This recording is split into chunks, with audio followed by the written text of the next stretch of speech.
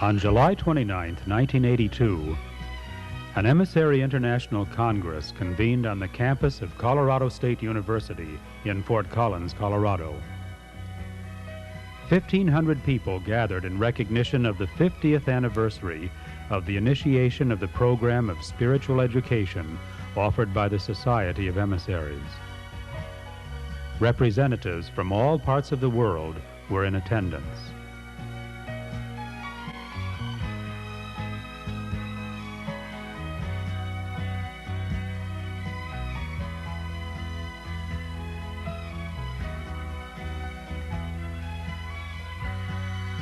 Forums on specialized subjects were conducted in the afternoons.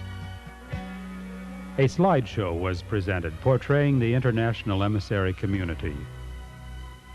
All assembled in the main ballroom for special programs and time with featured speakers: George Emery, Joel Emery, Ross Marks, Hugh Malafree, Lloyd Meeker, Alan Hammond, Rupert Maskell, Roger D. Winton, James Wellemeyer, Bill Bayan, Michael Cecil, Nancy Cecil, Grace Van Dusen, Lillian Cecil, wife of Martin Cecil, also known by his English title, Lord Exeter.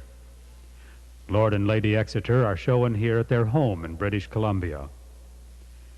Lord Exeter is the spiritual leader of the International Society of Emissaries, with headquarters at Sunrise Ranch in the foothills of the Rocky Mountains.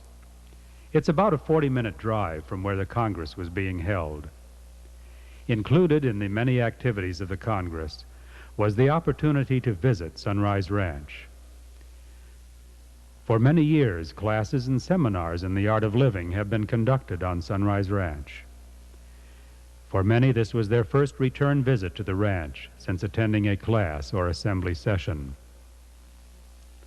These tour groups included an opportunity to greet Martin, his wife Lillian, and Secretary Grace Van Dusen. They are seen here greeting the visitors at the Cecil home on Sunrise Ranch. Martin has provided the focus of spiritual leadership for the emissaries since 1954. In addition to his travels to England and the major emissary centers around the world, he has for years divided the major portion of his time between Sunrise Ranch and his home at 100 Mile House in British Columbia, Canada. He was known as Lord Martin Cecil until October 1981, when, with the passing of his brother in England, he succeeded to the title of Marquess of Exeter. The title brings with it the right to a seat in the British House of Lords, which he took up on March 30th, 1982, in London, England. Lord Martin was born April 27th, 1909, into one of England's most well-known families. His home as a youth was the great mansion Burleigh House, built by the famous William Cecil, who played an important role at a crucial point in England's history as counselor and treasurer to the first Queen Elizabeth. Burleigh House stands today, having survived the changes of the modern world. Following his schooling in the traditional English system, Martin served as an officer in the Royal Navy. Upon completing his naval service, he chose to come to British Columbia to manage a large estate at 100 Mile House, purchased by his father in 1912. He arrived in this undeveloped area in April of 1930, thus beginning a ranching career. About a dozen people constituted the local population. Still standing today as it was then is the large barn. The first obvious need was for accommodation to eventually replace the original 100 Mile House. And so Martin labored by day and studied by night books on plumbing, wiring, and construction. Thus did Martin build the new 100 Mile House Lodge, a fine building which has been in continual use since then. The 10 lean and challenging Depression years of the 30s elapsed before, in April 1940, Lord Martin met Lloyd Arthur Meeker, whose writings under the pen name of Uranda had been an inspiration to Martin during the preceding year. This was the beginning of what would be a 14-year period of time when Martin would be closely associated with Uranda in the development of the emissary program of spiritual education dedicated to the art of practical living.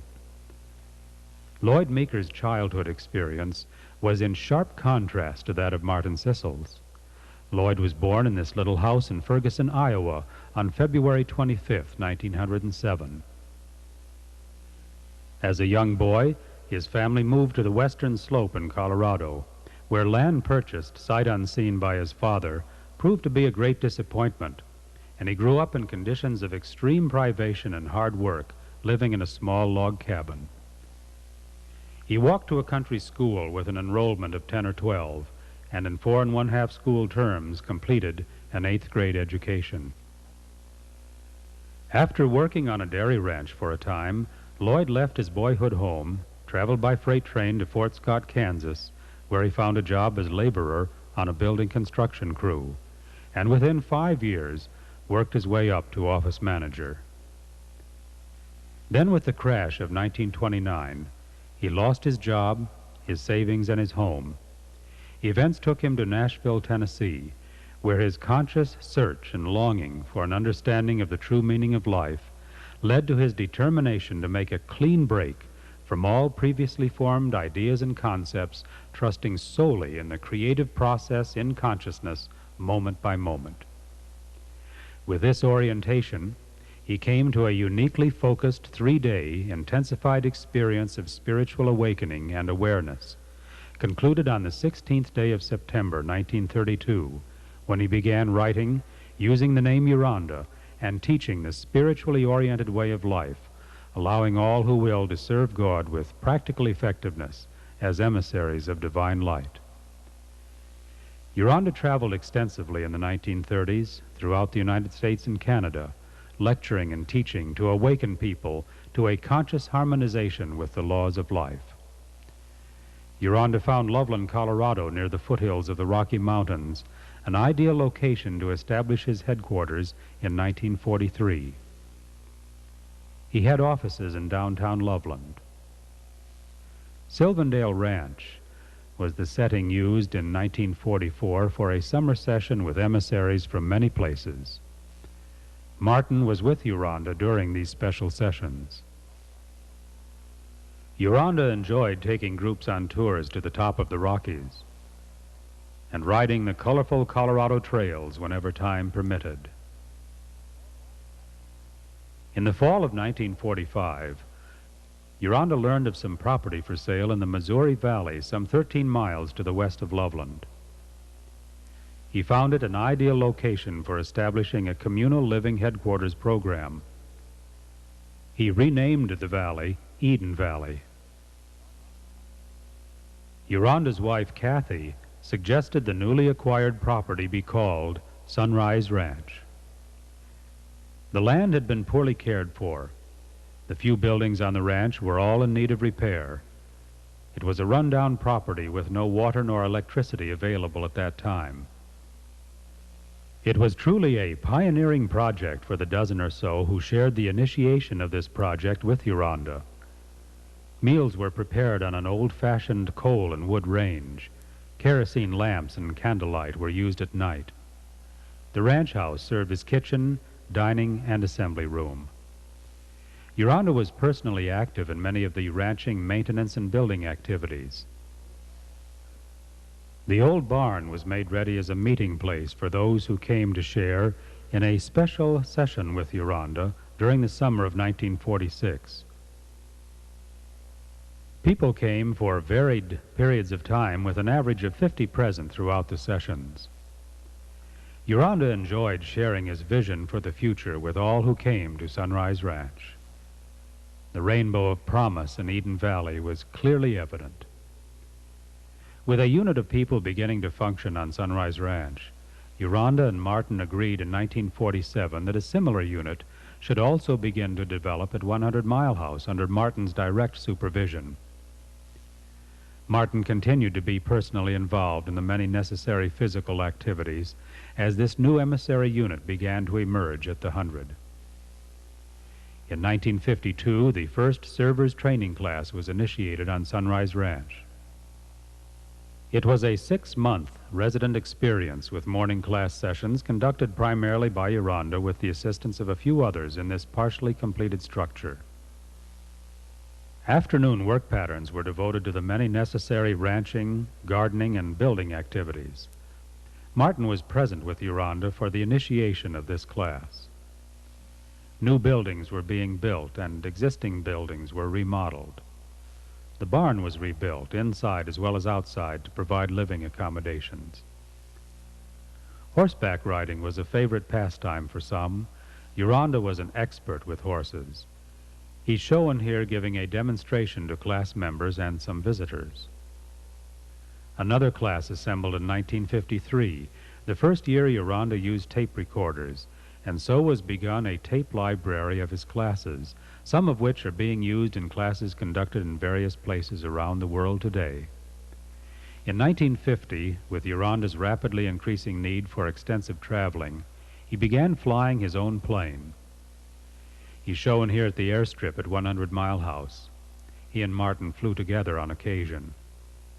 Shortly before the completion of the 1954 class, Uranda and Kathy, with Albert Ackerley, a training school faculty member, were on a trip to California. Uranda was flying his new Cessna 180. It was one of the first produced of this then newly designed aircraft. Soon after taking off from Oakland, the plane mysteriously plunged into the bay, taking the lives of all on board. It was August 4th, 1954. Thus, after 22 years, Uranda's personal cycle of teaching and service was concluded, as was the 14-year period of time with Uranda and Martin working together in person. With the focus of spiritual leadership for the emissaries now singularly in his hands, Martin came to Sunrise Ranch from the 100 to complete the class then in session and to begin working directly with the unit on Sunrise Ranch as well as the unit at 100 Mile House.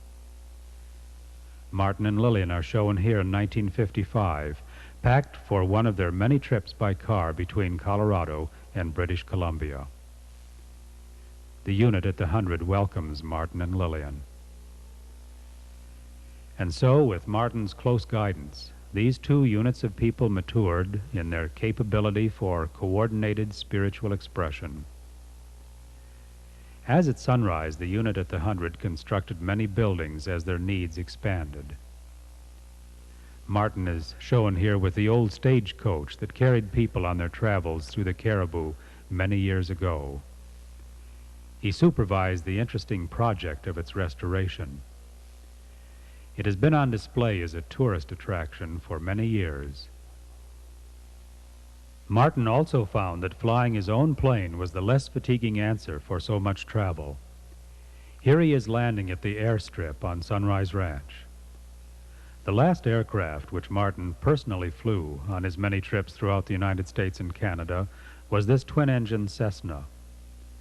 Today, the Emissary's jet aircraft is used extensively by Martin, members of the Executive Council, and others involved in the administration of the several educational programs developed and presented by emissaries. Emissary speakers frequently share the platform with professionals from many disciplines who are concerned with expressing the true values of life. Many of the speakers on the program for the 10th International Human Unity Conference, held in England, were emissaries. Michael and Nancy Cecil, also known as Lord and Lady Burleigh, were featured speakers. Shown here with Martin and the faculty is the 1957 class on Sunrise Ranch. This year's class included the first two students from Nigeria.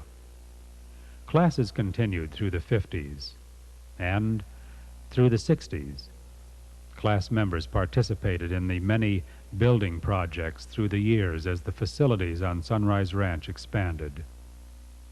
Each class through the 60s and early 70s added to the expansion of the apartment building project, which today is a major facility for housing on the ranch. Here is Martin in the classroom on Sunrise Ranch during the 70s. another class comes to its concluding day. For over 50 years, Martin has had a hand in the developments of the 100 Mile House area. He was for many years president of the Caribou Cattlemen's Association. The 100 Mile House business community serves the needs of some 25,000 people in the area.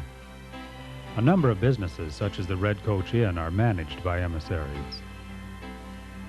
The emissary unit facilities provide a beautiful setting where now, for a number of years, classes and assemblies have been held with participants from the United States, Canada, England, Europe, Israel, West Africa, Zimbabwe, South Africa, India, Korea, Japan, Australia, and New Zealand.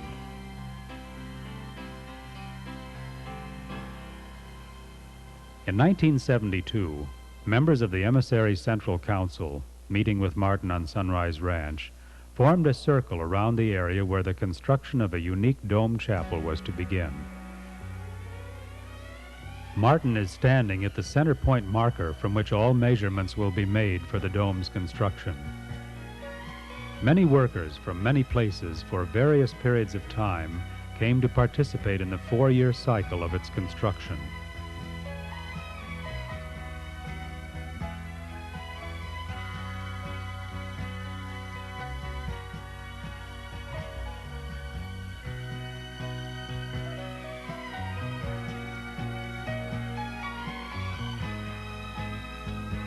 Today, from the emissary body of many members the world around, the invitation is extended to all to walk the path of discovery towards your individual experience of being centered in the spirit of life.